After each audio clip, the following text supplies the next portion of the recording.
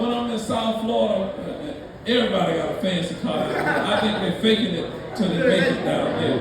But in either case, we are running to make Florida better. We're going to address the issues related to affordability, housing affordability. We're going to make sure that we use our housing trust fund, your housing trust fund, that the state controls. And for decades, billions of dollars have been swept from that fund for general state services and not used to stimulate the building of workforce housing. In my county, we got our own locally controlled housing trust fund, and we have a plan called a Housing for All Plan of Action. I'm going to take that plan statewide, and we will work with public-private sectors to make sure we're building housing for our workers. Work it out.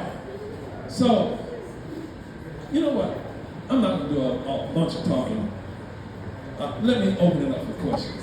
That's probably ensures that I will more than likely talk about what you specifically came to hear tonight. So we're going to open it up for questions. The way this is going to work, I'm going to hand him the mic. He'll take it to whoever's asking the question, then he'll bring it back to me and I'll respond. First question. Hey, controlling one of the counties that has the largest budgets for tourism, and with the unfortunate branding with Governor DeSantis, how do you think you'll be able to turn around the economic impact of tourism with the negative connotation that's come from Governor DeSantis? That's a good question. I've been living in that space.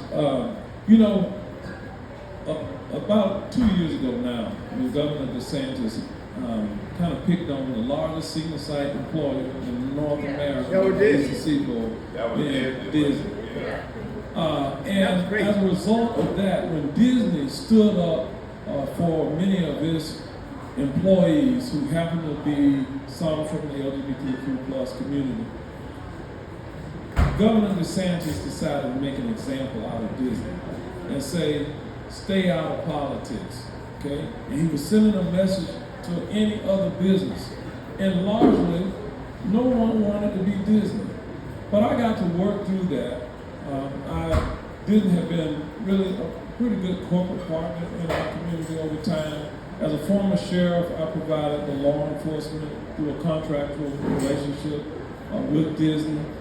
Disney reimbursed me 100% of the cost of those deputy sheriffs being assigned that to Disney, on top of paying the same ad valorem taxes that they would have paid. So typically a business pays the ad valorem taxes and the government has to provide the police and fire services out of that. But on top of what they were paying this extra premium to have the kind of services that they wanted. So they overall were a good corporate partner. But what happened as a result of that, there were conferences and conventions from around the country who were canceling. They were canceling coming to the state of Florida because the governor had painted Florida as anti-diversity, equity, and inclusion. And as a result of that, I would have to engage with these different conferences and conventions to convince them not to cancel. And I'll give you an example of what I'm talking about. We host the Florida Classic in Orlando every year. Right. Between two historically black colleges and universities. This last year, we gave those historically black colleges and universities over $1 million, okay, from our county through the tourist development tax receipts. We could not do that without the tourist development tax receipts. And so what I would explain to those businesses who thought by boycotting our community that somehow it was going to punish Governor DeSantis. I said, no, it's going to punish our HBCUs. We have several of them here in the state of Florida, right? Right. Florida Memorial, we have Florida A&M, we have Edward Waters, we have Bethune-Cookman, right? Yeah. They're here. Why would we punish those institutions by people boycotting our community and not coming and staying in our hotels? And then I said to them, you know who you're punishing? Go look at who works in hospitality. Right. Look at what they look like. Yeah. Do you really want to put people out of work who look like you? I said, you are having a direct reverse impact on what you're trying to do. So no, you need to bring your conferences here, and I promise you'll have a good time. We're the ones that provide the hospitality, not the governor. You know, if you got to fight with him, fight with him, but don't fight with us. And so they came. And so we are the #1 tourist destination in North America. We bring in $380 million a year because of that tax that we use to invest in cultural experiences in our community. Now the state may broadly define even some of that as DE&I, but they have not really defined what they mean by DE&I, by the way.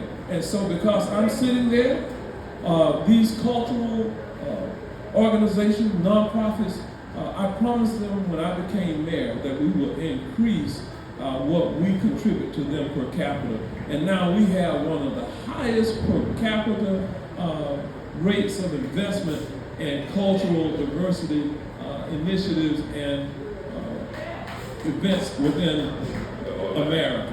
And so because of that. So anyway, as governor, the governor can touch a lot of different things, and that's one of those areas that they can touch. They've been talking about changing the eligible uses of the tourist development tax, but I think it's okay where it is. And if we do expand it, it can expand to cover everything to replace property taxes, for example. Maybe it can do one or two things in addition to tourism promotion. That's the position that I take. So, a good question. All right, I think there was a question back, all the way in the back. I'll come get you next, bro. My name is Michael Reed. I'm president of Reed Building Plumbing in Tampa and Charlotte, North Carolina. I have like a 3-part question. You can run through it in 10 seconds, okay? You know that there's only one black governor in America.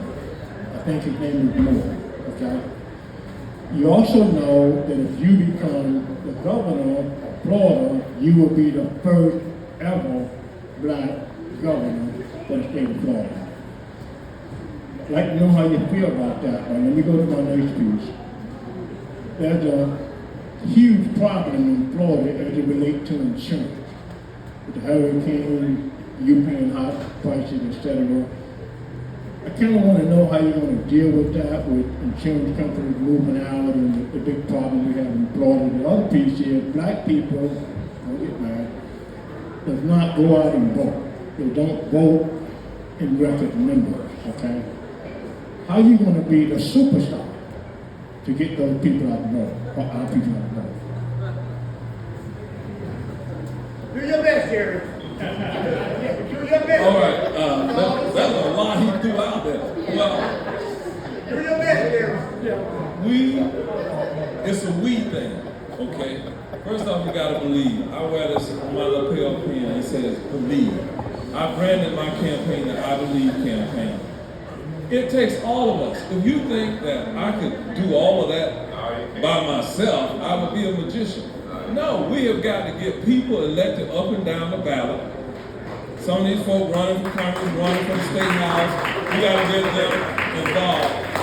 But what I will tell you is I'll give it 100%, okay? I'm a modern day John Shay. I don't go down fighting, brother. No. So that's the last piece of what you asked about. You asked some everything. What was the other thing you asked? Oh, the high insurance rates. Okay. You know why we have high insurance rates in Florida? There are several reasons. First off, we have a disproportionate exposure to hurricanes. So we do need to, through our regulatory authority, improve our building codes, but create incentives for people to build to a different standard. We need to reinvest in some of these areas that have now been built within flood-prone areas, especially like South Florida, where We have to believe in science about sea level rise and all those other things that we know global warming is something that is really happening, and we have to be intentional about it. We have to create a type of sustainability programs that will deliver the type of results that we want. We have to buy some preservation land. We have a commitment to do that. So the other thing is there's a lot of fraud that goes on in the insurance industry. We have to cut the fraud out. The state of Florida investigates fraud across 4 different agencies. I'm going to unify some of that, okay, to make it more efficient than what it is today. And then we have to hold the insurance companies accountable. We want them, if they make money in our state, we want them to reinvest dollars in this state and not send it to other states outside based on the casual experience that we have within the state of Florida. Anyway, so I'll go to the next one. We're going to have 2 more questions. One for you, Pastor. Mayor Deming has to get home. It's his wedding anniversary. That's right. Hit it and quit it, Jerry. Congratulations. Gotta hit it and quit it, Jerry. All right. So my question is about homestead taxes. What's your views on that, and how can we make that up if they take that away and we do away with taxes on our homestead properties?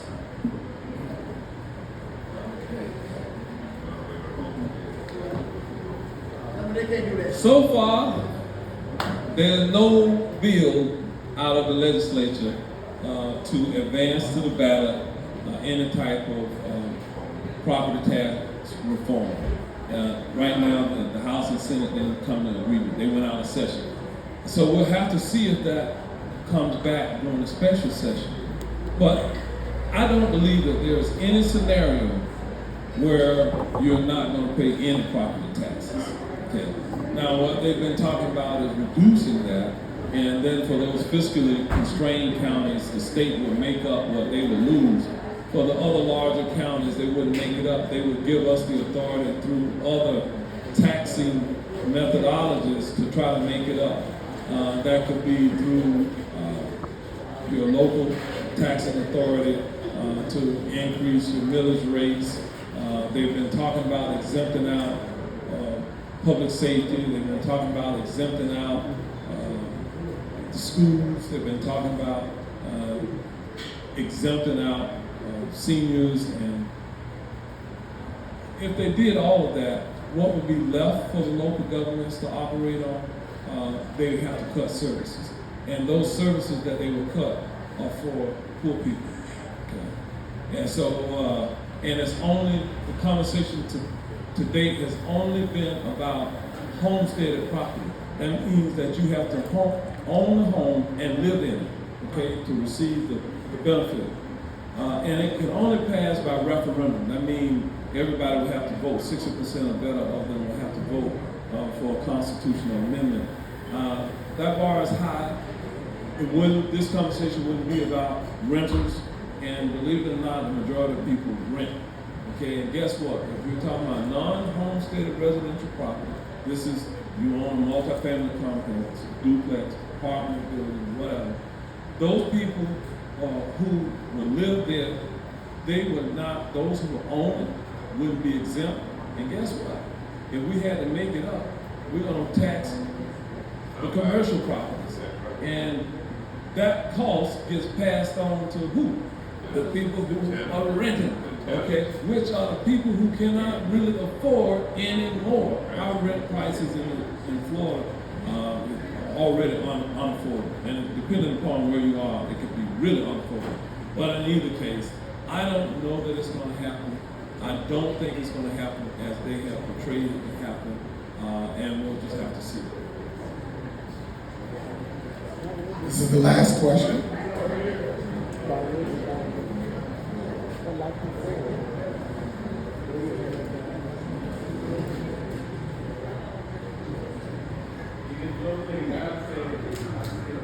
So, question. I am here on behalf of USAA, and I serve the military community. Okay, so I'm here on behalf of USAA, and I serve the military community. I want to know, is there any plans as far as assisting African American veterans, homeless, to get the benefits that their back pay and affordable housing to address them from getting off the street?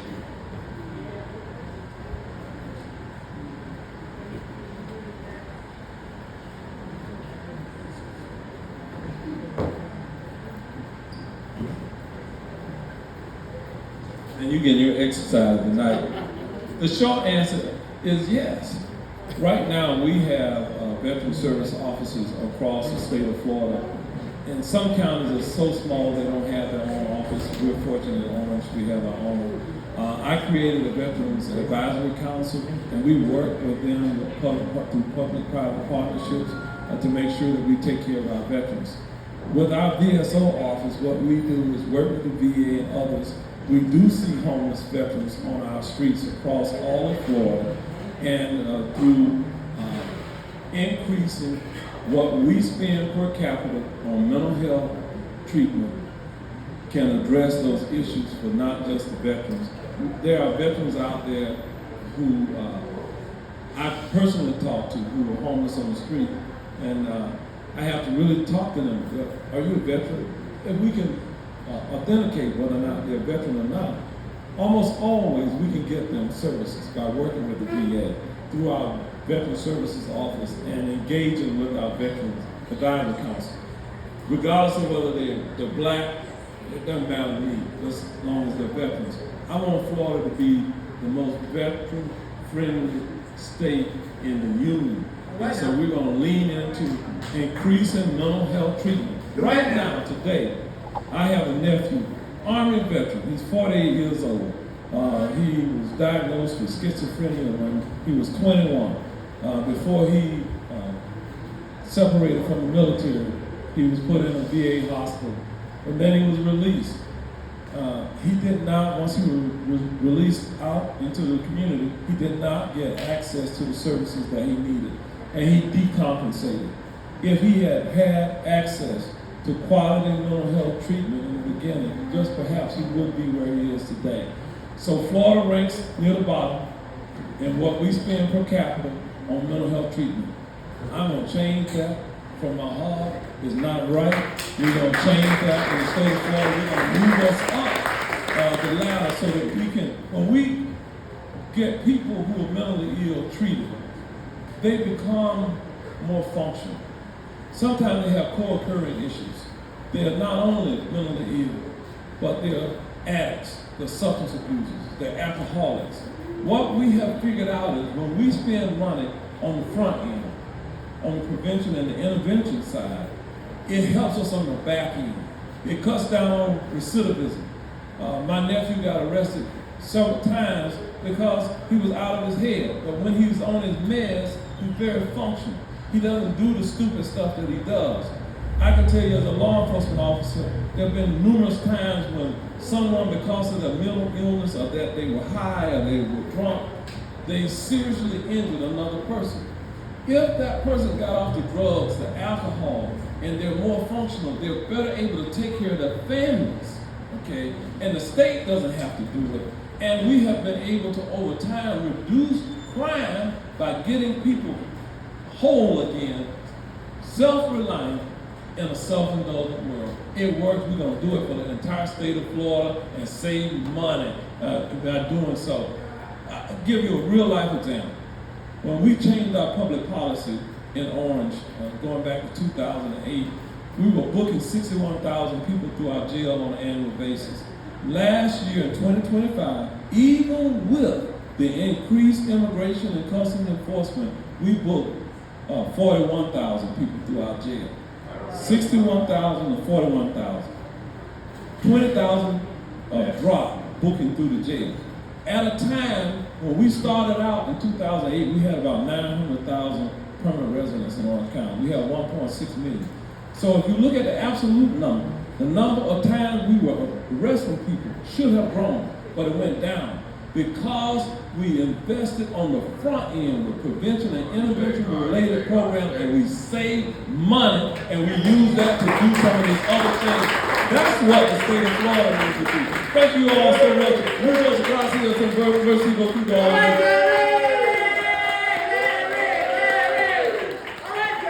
Everybody, one more time for the next governor of Florida, Jerry Deming. Now, the next person coming to the stage. The next person coming to the stage is Sierra, the finance manager. Hello, everybody. How's everybody doing? All right. appreciate the mayor coming down here from Orlando. We appreciate you guys coming out to show your support. I am Sierra Breed, a proud Tampanian, born and raised. All right. I'm very happy to be in my hometown tonight. So I am the finance director, as Mr. Don mentioned, and I'm here to ask that if you believe in the mayor, you believe he can become a great governor and the next governor of the state of Florida, then please, I ask that you put your money where your mouth is and donate to the campaign. Everybody should have a palm card near them. There's a QR code on that palm card. If you click it, you'll be able to donate. $10, $15, $50, $100 monthly would be great. Reoccurring so that we can make sure that we get this great man to the governor's house. All right. And we also have, for those who don't want to use the QR codes, we also have remit cards. Right there should be some on the tables as well. So if you just want to write a check, we take those as well. Go ahead and put them in the remit card. And there's a basket at the front desk, okay? All right.